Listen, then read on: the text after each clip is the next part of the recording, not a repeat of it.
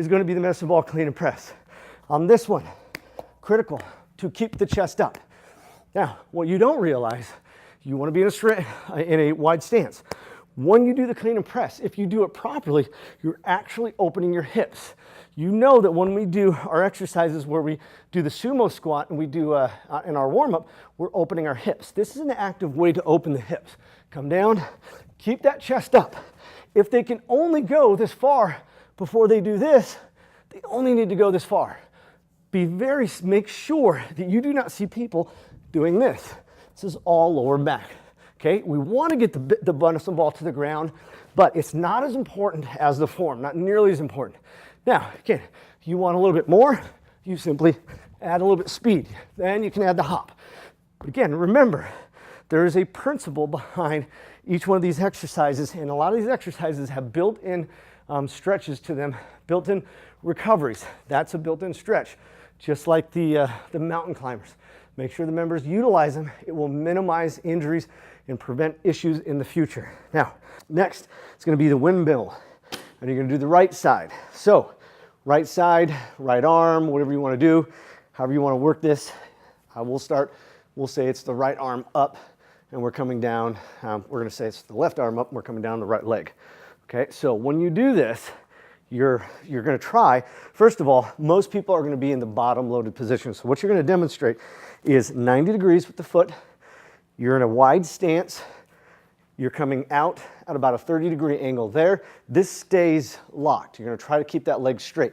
Arm comes up, dumbbell comes down. Now, notice I'm not bending forward when I do this. I'm simply twisting at the hip. Again, you don't need to do a lot of weight here, and most people are going to do bottom loaded. You want a little bit more, go top loaded.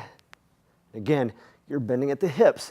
This is a very difficult exercise for a lot of people, and they can hurt themselves very easily. So make sure that all the beginners should be going very, very light, and they should be going bottom loaded. Only the advanced people are going to go top loaded, and don't have anybody go above an 8-kilogram kettlebell, because most people will get injured if they do that. It works some very tiny muscles, stabilizing muscles. Is the stay low burpee. Options here, you have the benches. They walk back narrow, they come up wide, they stay low. Okay? Next option is going to be, actually, they can even do the option here. They come back wide, they hop up narrow. That's option number 2. Option number 3, they can walk up and stay low. If they want a little bit more, again, the more speed you have, the quicker this is. Just make sure that they come out wide to protect the knees. You don't want them coming up here. They put a lot of stress on your knees. You see where my toes are and where my knees are versus out here where they're not quite over my toes, or they shouldn't be. Out here, I'm protecting the knees. And here, I'm putting a lot of stress on the knees, and now I'm jumping up. It's a lot of stress on those knees, so make sure they come out wide to protect those knees. And when they do that, they need to drop the hips. The other thing that you'll see, especially when people get tired, now they're using all lower back instead of using legs. Next is the windmill. Now the windmill is very challenging for people, especially new people and even some of your advanced people. Do not encourage heavy weight. More than adequate, or your next weight up is more than adequate for almost everybody in here. It's more of a stretch and working very deep muscles in your core than it is anything. So we're not trying to get that heart rate up here on this one. So option 1 is going to be simply no weight at all. Front foot comes out at about 45 degrees angles. This is 90. Arm comes straight up, I come straight down. Now, the key here is to keep that leg straight so that I can get a stretch in that hamstring. This is an active stretch. I'm opening up my chest as well. That's why I'm also getting spinal rotation. That's why I'm looking up at that ceiling. And then when I come up, I'm trying to create range of motion in my arm, rotation. That's option 1. Option 2 is bottom loaded. Same thing, but load with the bottom. That will limit their range of motion as well. Option 3, which is the hardest, is going to be top loaded.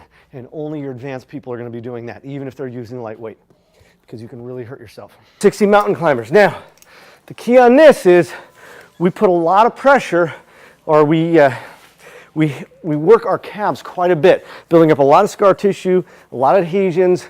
We tighten up those calves. What we want to do is we want to loosen them up. So this is an exercise we can get an active stretch in it on top of a cardio workout. So your handles go underneath the armpits. And I would say the shoulder joint, because armpit seems nasty. So you don't want to say armpit, you want to say shoulder joint. Here, all they're doing is basically a fast walk. This is what you're demonstrating. But the key here is my heel. You'll notice my heel is going all the way to the ground. It's not staying up. I'm not keeping my heel off the ground. All I'm doing with that is tightening up my calf. That's going to give potentially plantar fasciitis, knee issues, Achilles issues, all that kind of good stuff. I want to make sure that I get a good stretch on that calf. Okay? So if I wanted more of a stretch, I go a little bit further. That's also going to give me a little bit more core work as well. Then I speed it up.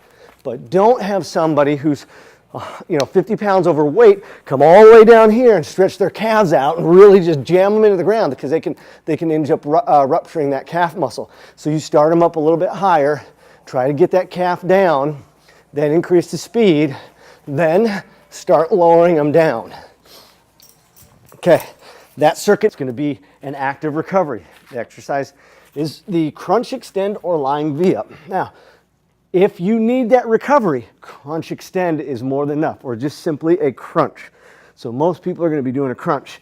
If you can, you're going to add that extension in there.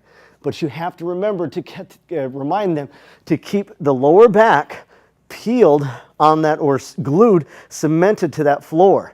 Okay, so they have to keep that lower back on the floor. Otherwise, if it comes up, they're putting a lot of strain on that lower back by when they extend up and they have that arch in there.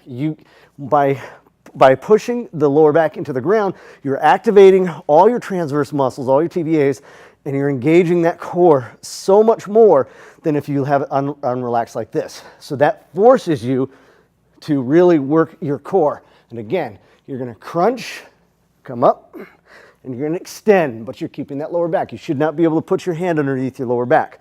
Now, if that's too much for people, they can simply do a crunch. They can do a crunch with their feet on the ground. Next option is going to be the V-up. The V-up, they're taking their entire body up like this. Now, if you've got tailbone issues or anything like that, probably not an option. Just do the crunch. Again, this is an active recovery. You're not trying to destroy your heart rate. Just keep it up, get that recovery, and we're still working the core. Next, slam ball slams. You guys all know how to do this. You follow the ball down. Anybody can get this thing to catch it on the bounce, because all you do is follow it. But try to keep that chest up, drop the hips, drive that butt back so that you're not over your toes like this. You'll see a lot of people do this. That's not what I want to see. I want to see that butt go back. I want them to feel it in the glutes, not in the knees or in the quads. You want a little bit more? You simply speed that up. You want more? Obviously, you add that hop in there.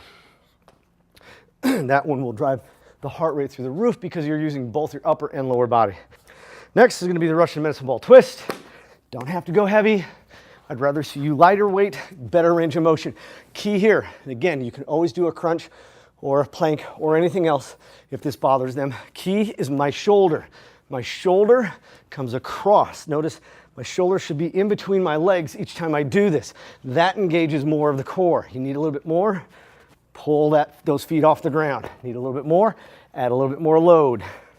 But again, I would rather see the range of motion before I see the load. That's an active recovery. Last